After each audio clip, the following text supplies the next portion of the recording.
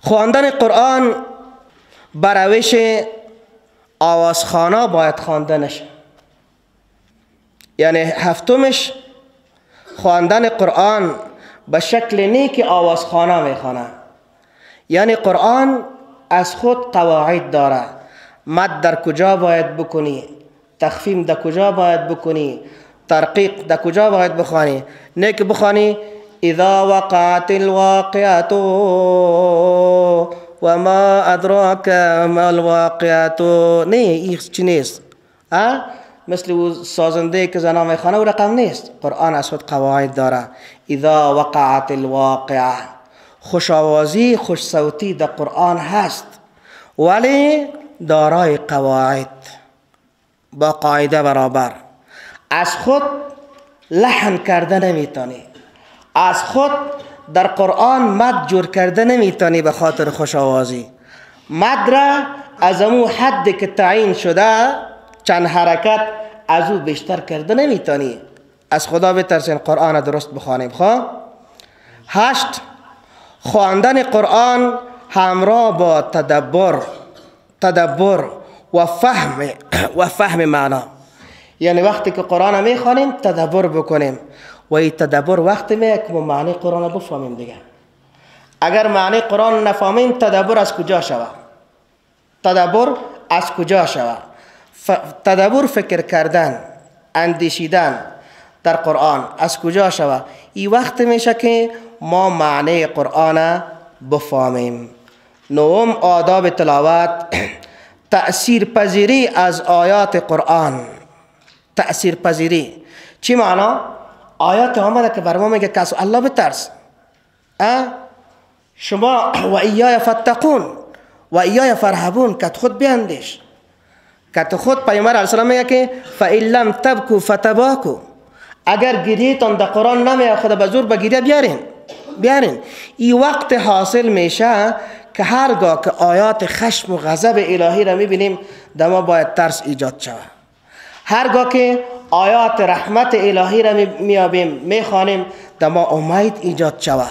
تقشعر منه جلود الذین یخشون ربهم ثم تلین جلودهم و قلوبهم الى ذکر الله. هر وقت که حالت برات پیدا شد قلبت باز نرم میشه، تدبر در قلبت پیدا میشه.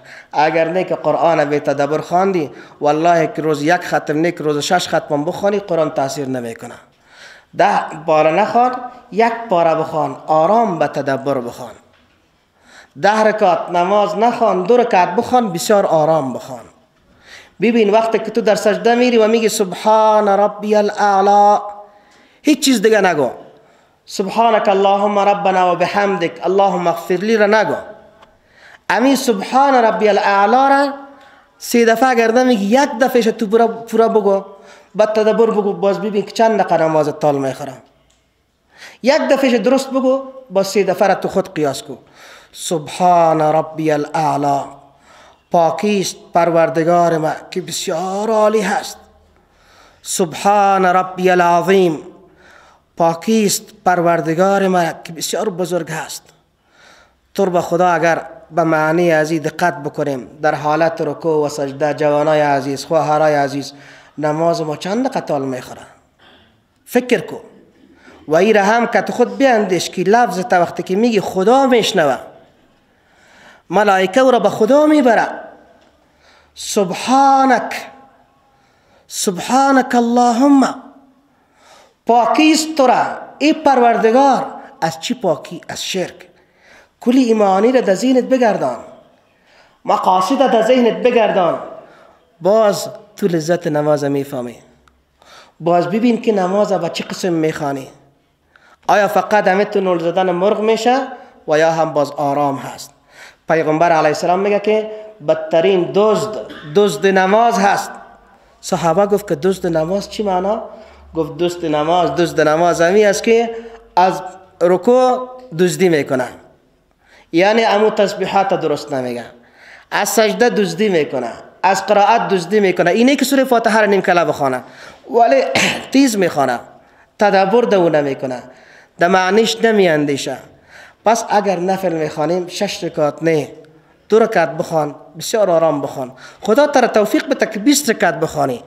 این نیست که ما بگوییم حتما تو باید 2 رکعت بخوان، 6 رکعت نخوان. نه، بخوان 8 بخوان، 20 بخوان، 30 بخوان، 40 بخوان، 100 بخوان. خوش شرطش چیست که آرام بخوان. اما ای اگر تو بگویی که 100 رکعت من تیز میخوانم، نه 100 رکعت تیز باز نخوان، بازور شخن سر نماز هست، استهزاء سر نماز هست. 10. خوش صدایی در قرآن به این صورت که انسان دقت کنه. خوش صدایی، خوش آوازی. زینوا اصواتکم بالقرآن، زینوا القرآن باصواتکم، اقرأوا القرآن بلسان العرب. شما خوش بسازین، زینت بتن قرآن را با آوازهایتان. و جای دیگه می فرماید که لیس منا من لم یتغن بالقرآن، نیست از ما کسی که خوش آوازی نمیکنه در قرآن. خب ما گفتم که از خوش آوازی معنی غلط نگیرید. خب خوش آوازی دارای چی؟ قواعد، اصولی که قرائت براعت شود. 11. و دمی دومش که خوش آوازی بود، امام شافعی رحمه الله میگه که تغنی به قرآن نیکو کردن صدا در قرائت آن هست. تغنی در قرآن نیکو کردن، خوش کردن صدا هست. با آواز خوب بخوان قرآن را، خشن نخوان. 11. بلند خواندن قرآن، بلند خواندن قرآن که در حد غیر تکلف باشه. اینطور که قدر چیق بزنی که ششت بکفه، جگرت بکفه، گلویت خراب کنی، پاره بکنی.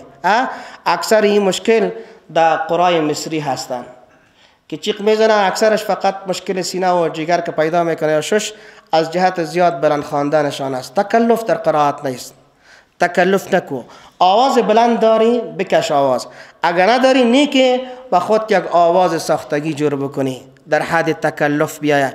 نه، قرآن چقدر که آرام، چقدر بلند بخوان، آرام بخوان، با سهولت بخوان، سر خود تکلف نیار. سر کسی که میشنوه او را آوازت خشن نشه، او نشه که تو بلند بخوانی قبلا که گوش خدا بند بگیره که الا پرده گوش ما را میکفانه. تو خوبی از گوش بند گرفتی و او طرف پرده گوش از او را میکفانی. نه اینطور نه، یا پرده لاسپیکر را میکفانی. اینطور بلند نه. بلند خواندن به این معنا که در حد تکلف نباشه. الحمدلله. این 11 آداب تلاوت قرآن کریم بود که البته زیاد آداب داره. خب برخی از آدابش که 1 2 3 4 ما شمارده میتونیم، بالاخره امی 11 تا ضروری هست. حکم تعلیم و تعلم قرآن و گرفتن اجرت در تعلیم از او چه قسم هست؟ شاید یک تعداد قاری صاحبا قار شوند. حکم تعلیم و تعلم قرآن و گرفتن اجرت در تعلیم قرآن چیست؟ اول، حکم تعلم قرآن، آموختاندن قرآن. از آنجایی که یا آموختن قرآن، از آنجایی که قرآن فرض هست تلاوتش در نماز، فقرأوا ما تیسر من القرآن، پس اونم قدر قرآن باید یاد داشته باشیم که علی الاقل نماز ما درست شود. نماز ما درست شود با حفظ مراعات تجوید عملی. هرچند تجوید نظری را نفهمیم، تجوید عملی باید بفهمیم. و ما بعد از این، اضافه از این، فرض کفایی هست که اگر بعضی ها حفظ نمیکنه، حفظش بالای همه فرض نیست، بلکه فرض کفایی هست. چند نفر که رفتن قرآن حفظ کردن از گردن دیگرها ساقط و خلاص میشن. 2.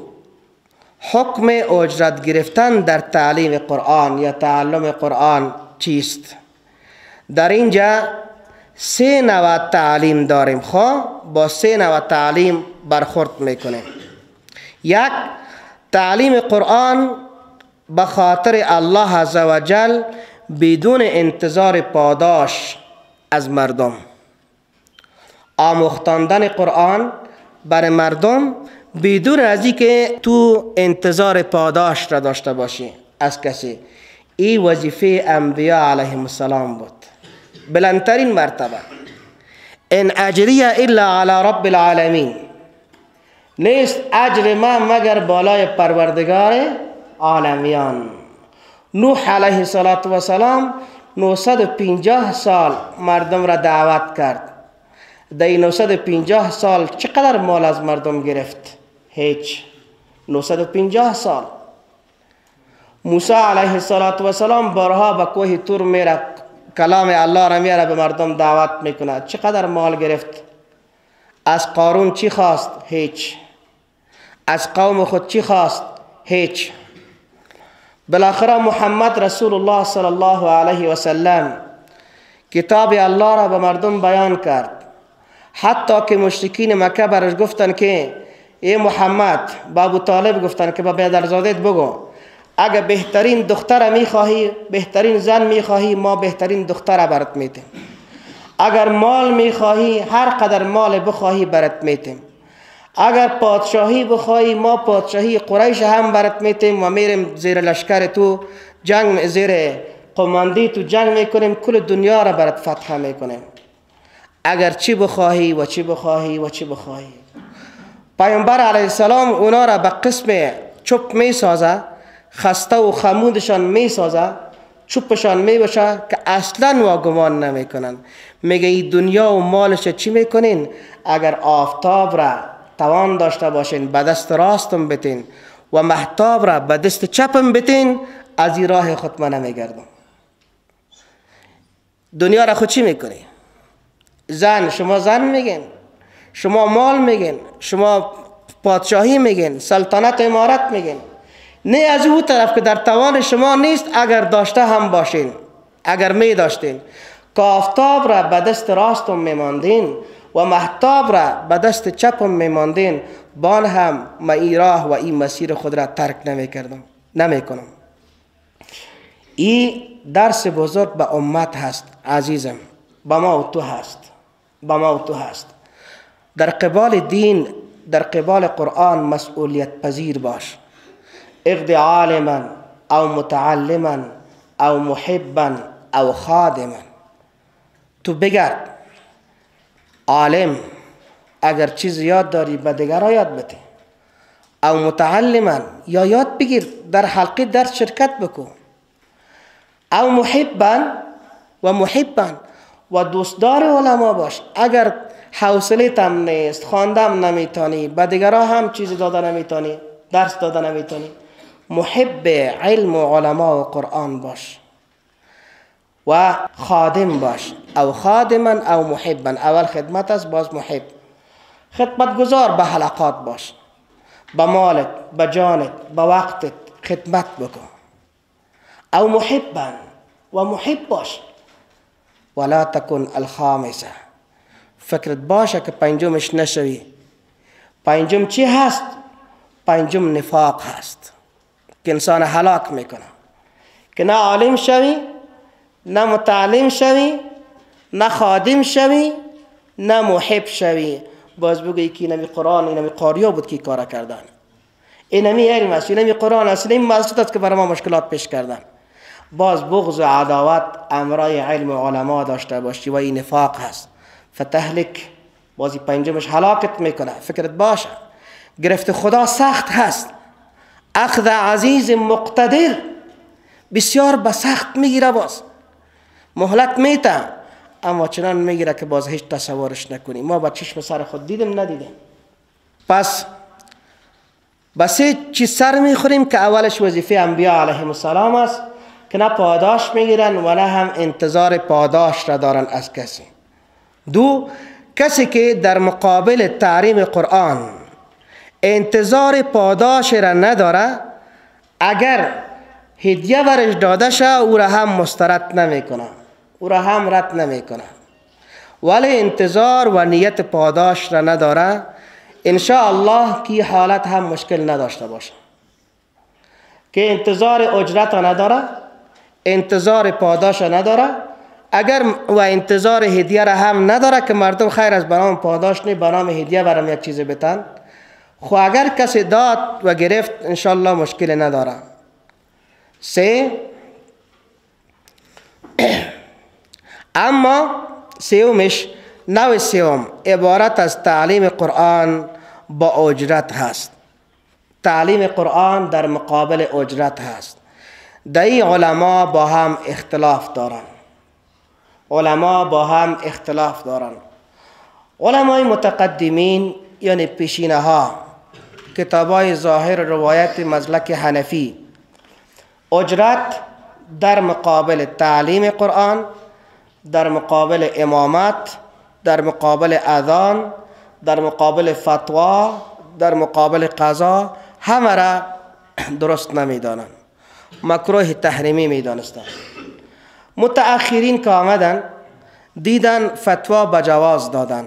به این خاطر چون دو وقت که بود که امام ابو حنیفه رحمه الله و متقدمین فتوا داده بودن، از بیت المال به امام، از طرف خلیفه، از طرف بیت المال به امام، به قاضی، به مفتی، به قاری، به مؤذن، به عالم، به معلم، یک مقدار معاش از بیت المال تعیین بود. و وقتی که پسان ای از بیت المال قطع شد، گفتن اگر این اجرت هم از مردم نگیره و درآمد هم نداشته باشه، شکم هم نان میخواه، مجبور است که بره کار بار شخصی بکنه. پس دروازه مسجد بسته میشه، اذان کسی نمیته، امامت کسی نمیکنه، بالاخره تعلیم میمانه. پس به این خاطر از روی استحسان در فقه، در اصول فقه با که میخوانیم، خلاف قیاس جلی فتوا دادن و گفتن که گرفتن اجرت حتی المقدور، حتی الوسع مردم برشان جایز هست، اما در تعلیم. پسان آمدن تعداد ای را دیگه هم دریچه را باز کردن و گفتن وقتی که در تعلیم اجرت رواست، در تلاوت هم رواست. در تلاوت به این معنا که هرگاه اگر میره قاری در جای ختم میخوانه یا تلاوت میکنه، میگه من قرآن برات میخوانم، یک قرآن چند قیمت داره؟ قرآن شروعی میخوایی، پلوی میخوایی، کدامش میخوایی؟ کدامش هست؟ پس امو چوبوش میخوایی یا گنبزی میخوایی؟ گنبزی مرادش ختمش امو پلو بود و چوبوش شروع بود، کنان در سرش همه تو میمانه خس پوشک. پس ختمت چه رقم است؟ او رقم برات بخوانم یا این رقم برات بخوانم؟ پس آمدن ای را در تلاوت هم بردن و گفتن که اگر کسی تلاوت میکنه و کمتر از 40 درهم شرعی امرایش اجرت کمتر میبنده، پس این هر دوش گناهگار است، قاری به خواندنش و کسی که پول میده به پول دادنش. این ناروا هستی، گپ درست نیست. این را هم برخی از فقها نقل کرده، اما نظر بسیار ضعیف و به اساس هست. ابن عابدین شامی رحمه الله در فتاوایی که داره، در کتاب الصلاة جلد اول، کتاب الصلاة، باب قضاء فوائد، این مسئله را بررسی کرده. نص عبارتش که ما خودم نقل کردیم اینطور میگه که وان القراءة لشيء من الدنيا لا تجوز. قرائت قرآن بخاطر مال از دنیا، یکی تعلیم بود یکی قرائت، لا تجوز جایز نیست. وان الاخذ والمعطي آثمان. دهنده و گیرنده، قاری و صاحب خانه، هر دوش گناهکار است. لأن ذلك يشبه الاستئجار على القراءة. بخاطر کی شبیه اجاره گرفتن یا اجرت گرفتن به قرائت هست. و نفس الاستئجار علیها لا یجوز. و نفس خود استئجار، اجرت خواستن، مثل که ما اجرت مزدورکار میگیریم، به این لا یجوز جایز نیست.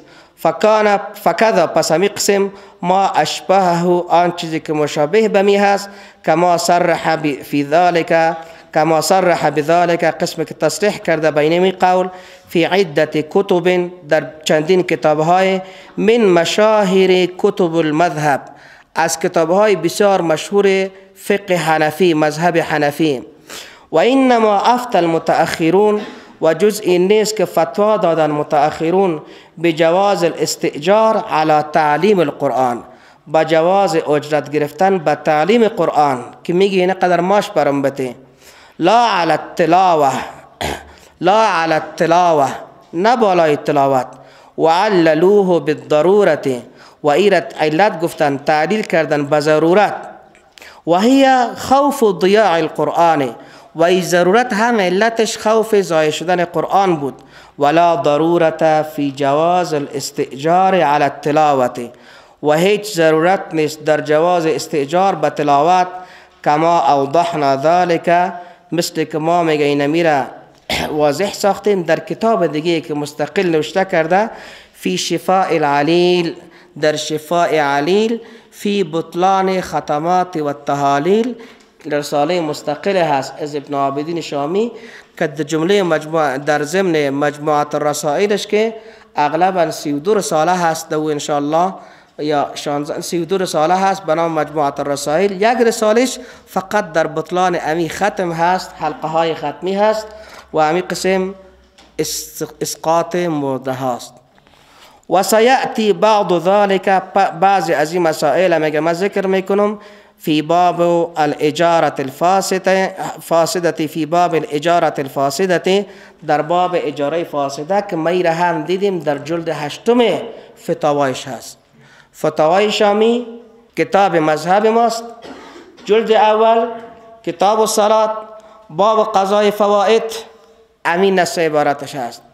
و همین قسم در جلد 8 چاپ سابق اگر ببینیم در اونجا در باب اجاره فاسده، باب اجاره فاسده هم ایرا آورده و در کتاب مستقلش هم ذکر کرده. این بود گپ ما و گپی که نقل کرده بودم، نه گپ ما، ای که چقدر عمل میکنیم نمیکنیم و دیگه الله توفیق بده. الحمدلله. بعد از اینکه قرآن یاد گرفتیم، تلاوتش یاد گرفتیم، چی میکنیم؟ معنایش یاد میگیریم، تفسیرش یاد میگیریم. پس در اینجا آمدیم در اصل موضوع خود که شناخت تفسیر.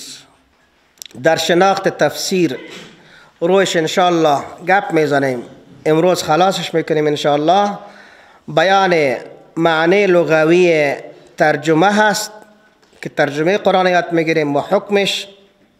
دومش موضوع علم تفسیر هست. سومش موضوع غرض علم تفسیر هست. چهارمش شروط علم تفسیر هست. پنجمش آداب مفسر هست. ششمش اقسام تفسیر هست. هفتمش طبقات مفسرین هست. هشتمش مدارس تفسیر هست. نهمش فشرده احوال استازا و شاگردای مدارس تفسیر هست.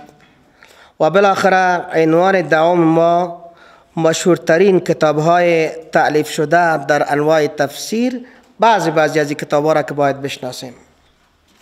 اول بیان معنی لغوی ترجمه و حکمش. ترجمه در لغت عرب به 4 معنا می آید. به چند معنا؟ به 4 معنا می آید. اول ترجمه به معنی رسانیدن نفس کلام یا نفس سخن به کسی که برایش نرسیده. ترجمه به معنی رسانیدن نفس کلام به کسی که برایش نرسیده است. مثل که شاعر میگه در زبان عربی ان الثمانین و بلغتها قد احوجت سمعی الى ترجمان. ان الثمانین یقینا به 80 سالگی، و بلغتها هم میشه بخوانی و بلغتها هم میشه بخوانی، رسید ما بینمی 80 سالگی. قد احوجت سمعی، قد احوجت سمعی، گوش ما حال گرانگ شده و احتیاج پیدا کرده گوش ما الی ترجمان، به ترجمان که یک کس دیگه بگوید که چی گفت، بلند بگوید نفهمیدم که چی گفت، باز میگه که نه تو گفت. دوباره گپ خود تکرار میکنه یا گپش کسی دیگه ورش میگه، امون نفس کلام گپ کو گفته امون گپ برازی میگه. این هم معنی اول ترجمه هست. دوم، ترجمه به معنی شرح و تفسیر آیه های قرآن به زبان عربی، نه به غیر آن. ترجمه و شرح معانی قرآن کریم به زبان عربی، نه به غیر آن، نه به دیگر زبان ها. از این جهت مثل که عبدالله بن عباس را ترجمان قرآن میگن. عبدالله بن عباس فقط قرآن را تفسیر کرده، آیات را سرش گپ زده، اما به زبانهای دری و پشتو و فارسی و انگلیسی و دیگه ترجمه نکرده. پس به می جهت او را ترجمان قرآن میگن. سوم، ترجمه به معنی شرح و تفسیر کلام به زبان دیگره. ترجمه به معنی شرح و تفسیر کلام به زبان دیگره، مانند شرح و تفسیر قرآن به زبان فارسی، پشتو، انگلیسی و غیره.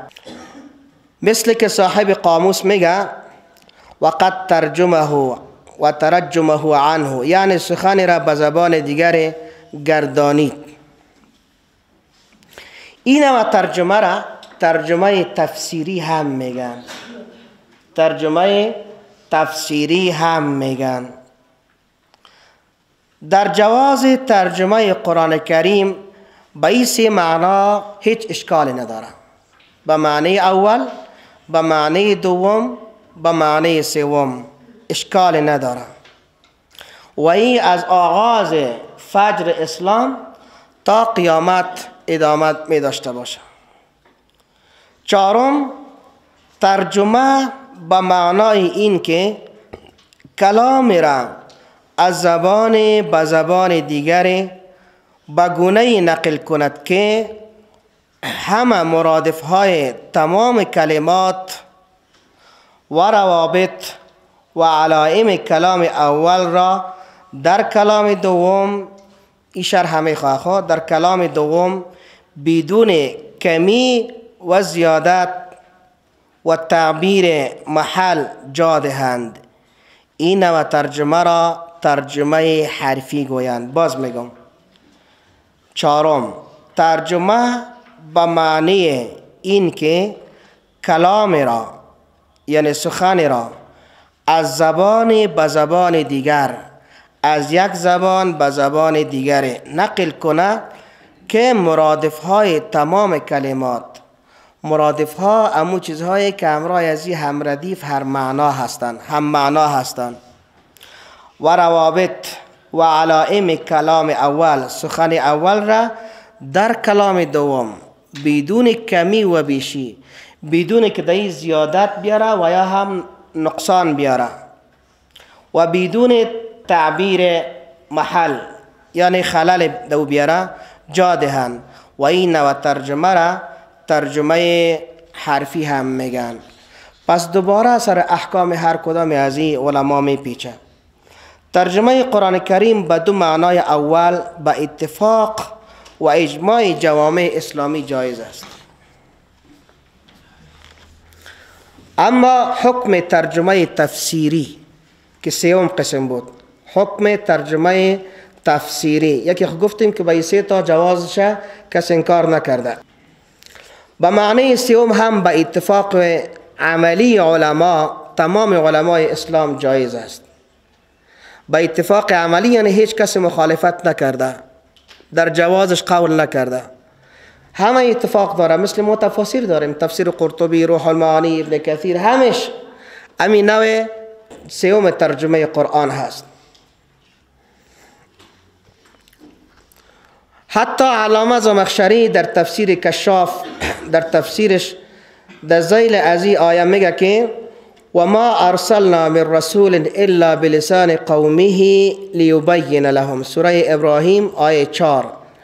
صریحا جواز بلکه وجوب ترجمه قرآن را تایید کرده است.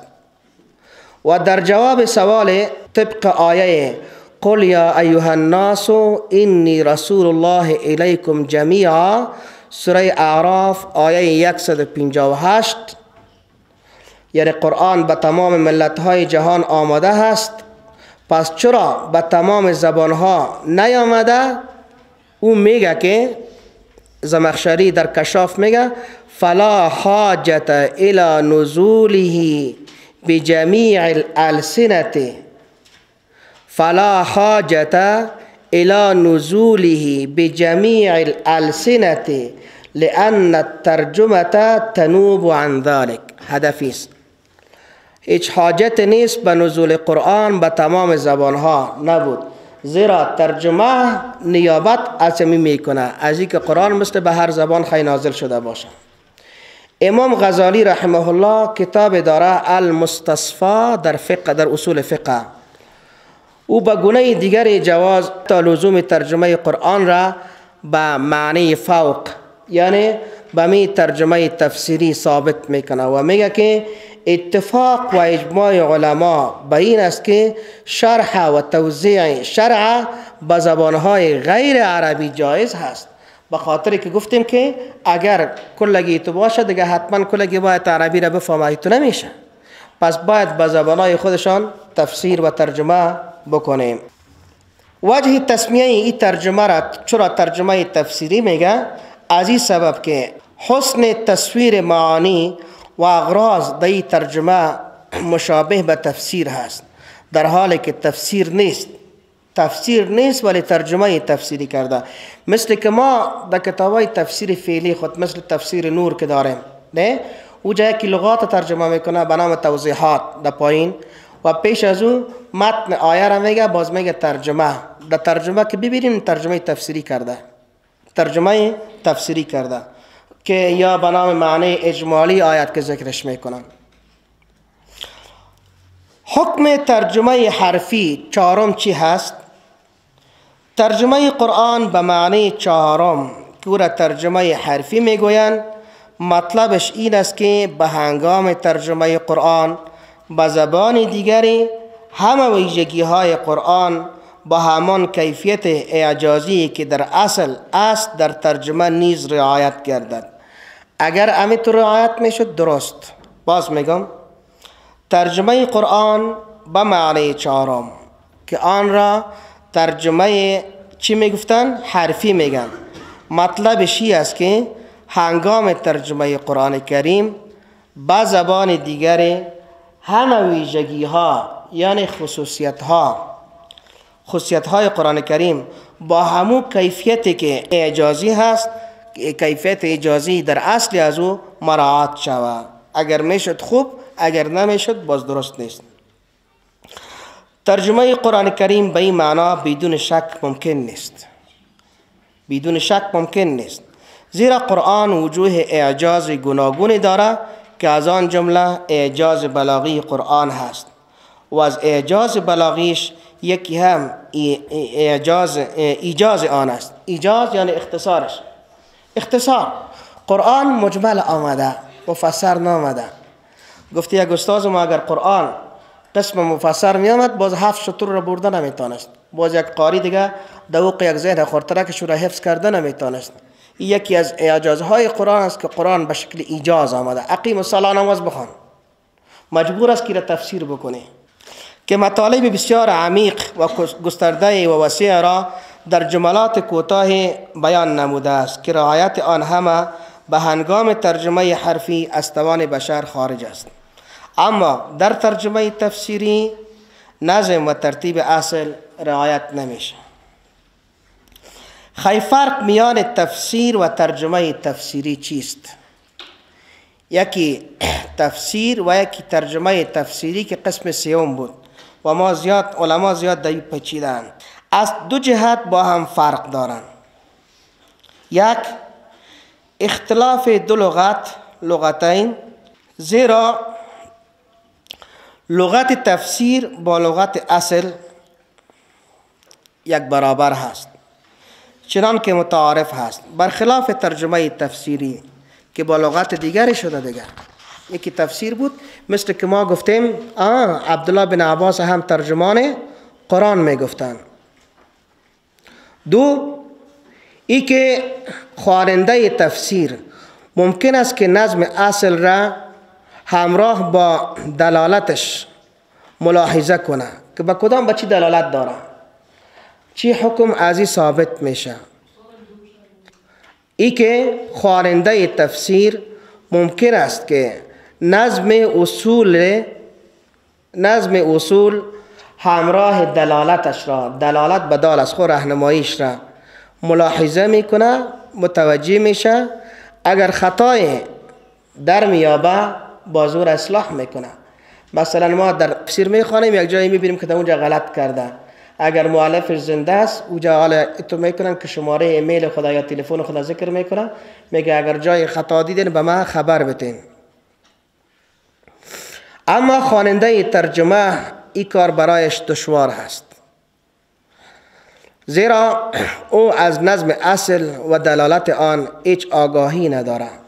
اگر ما تفسیر میبینیم آیه قرآن هست تفسیر کرده غلط شده، اشتباه کرده، میفهمیم که در این ترجمه تفسیری غلط شده، در این تفسیر غلط شده. اما اگر چنان باشه که نظم بخی نباشه، مثلا یک کتاب قصیده یا شعر را تفسیر کرده، ترجمه کرده، بیان کرده، شرح کرده، اگر نظم بود، نظم ذکر کرده بود، خب میفهمیم که نظم یک چیز میگه این دیگه چیز گفته. اما اگر نظم بخی نیاورده بود، مقصد از او را دایی خلط کرده بود و اصل کلام معلوم نبود، پس در این صورت ما چی میفهمیم که این آیا مراد نظم را درست گرفته و یا هم نگرفته. این مطالب بود در مورد ترجمه. تفسیر، هر وقت ترجمه را فهمیدیم باز تفسیر میفهمیم، تفسیر میخوانیم. بیان معنای تفسیر و تأویل. تفسیر چی را میگن؟ تفسیر در لغت از فسر یفسر تفسیرا گرفته شده، به معنی آشکار ساختن، واضح ساختن، روشن ساختن. فسر وضح، واضح ساخت. اما در اصطلاح علما اینطور تفسیر را به ما شرح کرده: هو علم یعرف به کتاب الله المنزل على نبیه محمد صلی الله علیه و سلم و بیان معانیه و استخراج احکامه و حکمه. هو علم یعرف به کتاب الله المنزل على نبیه محمد صلی الله علیه و سلم و بیان معانیه و استخراج احکامه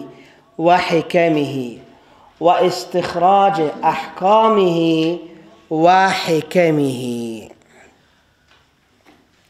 یعنی تفسیر علمی است که با وسیله آن کتاب الله را که با محمد صلی الله علیه و سلم نازل شده است و بیان معانی و استخراج احکام و حکمتهای آن شناخته می شود. علمی است که با وسیله آن کتاب الله تعالی را که بر محمد صلی الله علیه و سلم نازل شده و بیان معانی و استخراج احکامش و حکمتهای آن شناخته می شود. تأویل. تأویل در لغت از اول یؤولو تأویلا گرفته شده، به معنی رجوع، برگشت.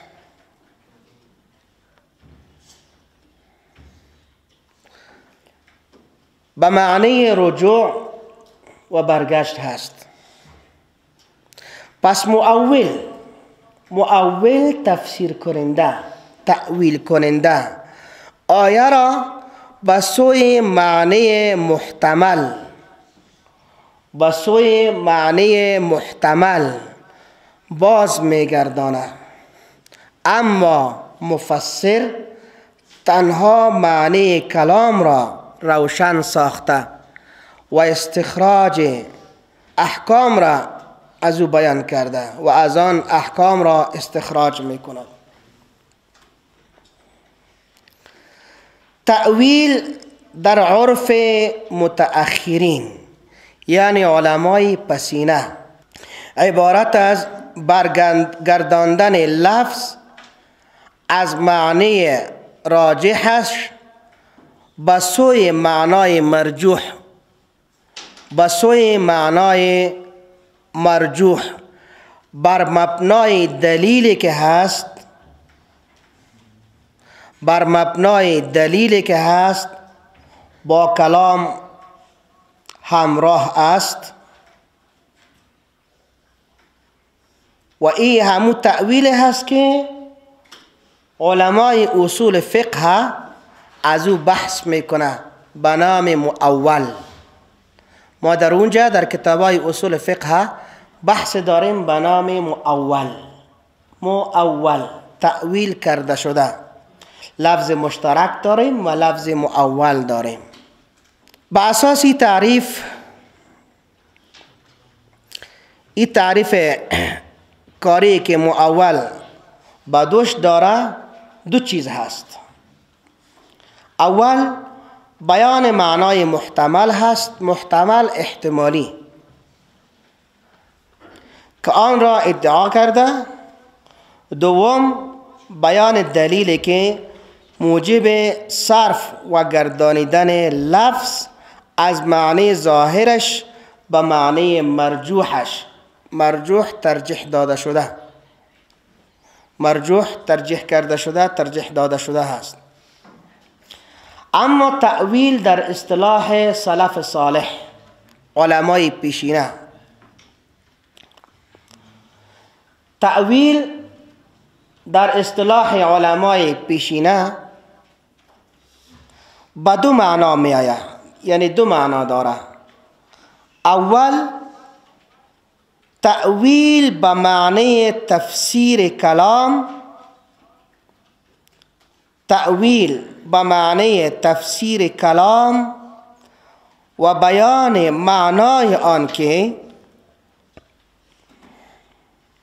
و به معنای بیان معنای آن و بیان معنای آن که به این اساس در عرف سلف تأویل و تفسیر مترادف یکی دیگه هستند، با هم فرق ندارند.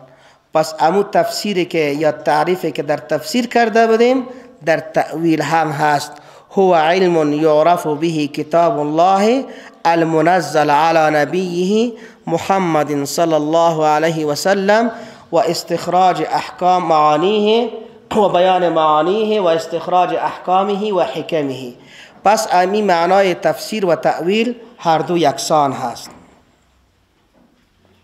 از امو جهت است که امام طبری رحمه الله در تفسیرش میگه که القول فی تأویل قوله تعالی کذا و کذا. از تأویل تفسیر بیان میکنه و از تفسیر تأویل میگیره.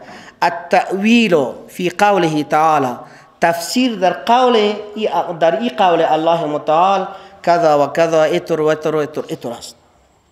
دوم تأویل به نزد سلف به معنای نفس مراد متکلم هست. تأویل نزد سلف به معنای نفس مراد متکلم هست. در این صورت پس تأویل اصل یا نفس صلات، تأویل صلا نفس صلات هست، نفس نماز خواندن هست، صلا نماز خواندن. و تأویل اخبر نفس خبر دادن هست. در این صورت باز میان تفسیر و تأویل فرق وجود داره، فرق وجود نداره ببخشید، زیرا تفسیر به معنی شرح و ایضاح کلام هست. اما تأویل نفس موجود در خارج هست که موجودات عینی می باشه، مثل که الله عزوجل در سوره آل عمران آیه 7 می فرماید و ما یعلم تأویله الا الله. به همین سبب گفته شده که التفسیر ما یتعلق بالرواية والتأویل ما یتعلق بالدرایة. تفسیر آن است که تعلق با روایت داره، مثل که ما تفسیر بالمأثور میخوانیم پسندتر، و تأویل تعلق با درایت داره، با استخراج احکام داره، با فکر داره. یعنی تفسیر آن است که با روایت و تأویل آن است که با فهم اجتهاد تعلق داره. موضوع، شرف و غایه یا غرض علم تفسیر چی هست؟ موضوع علم تفسیر مثل که در علوم القرآن گفته بودیم کلام الله متعال هست. پس موضوع علوم القرآن و تفسیر یکسان هست، هر دوش یکی هست. و شرف علم تفسیر برمیگرده به شرف موضوعش. پس موضوعش ما در علوم القرآن هم گفته بودیم که موضوع علوم القرآن قرآن هست. از این که شریفترین چیز تحت ادیم السما پیدا نمیشه، پس بزرگترین علم تفسیر هست. غایه یا غرض علم تفسیر چی هست؟ تمسک به قرآن هست که دستاویز محکم و وسیله حصول سعادت دنیا و آخرت هست. پس شدت حاجت به سوی علم تفسیر به این قرار است که تفسیر قرآن مهمترین علومی است که تعلیم و تعلم آن بر امت اسلامی واجب هست. باید بفهمه دیگه، البته واجب کفایی.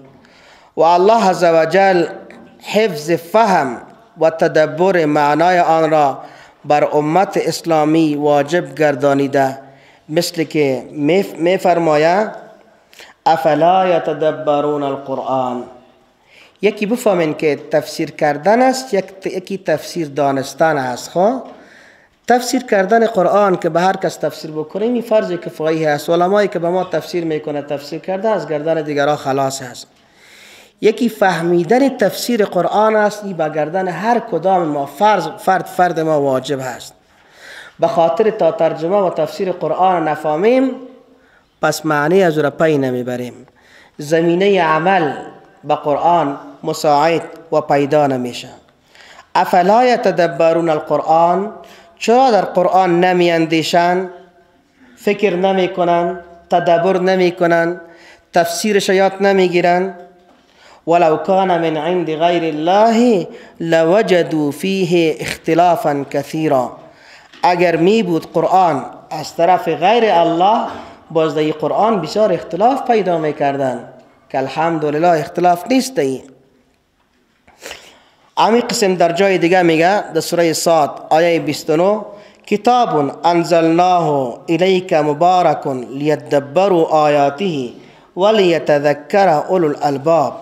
قرآن کتاب است که ما نازل کردیم با طرف توی محمد صلی الله علیه و سلم، کتاب پربرکت تا که فکر بکنن در آیات ما، ولیتذکر اولو الالباب، و تا اینکه پند بگیره از این قرآن صاحبای عقل.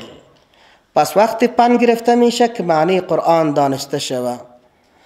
در سوره محمد آیه 24 میگه که افلا یتدبرون القرآن ام علی قلوب اقفالها، چرا پند نمیگیرن، تدبر نمیکنن، نمیاندیشن در مورد قرآن؟ نه، بل، ام به معنی بل، بلکه قلبهایشان قفل هست، بند شده، طبع شده، ختم صورت گرفته.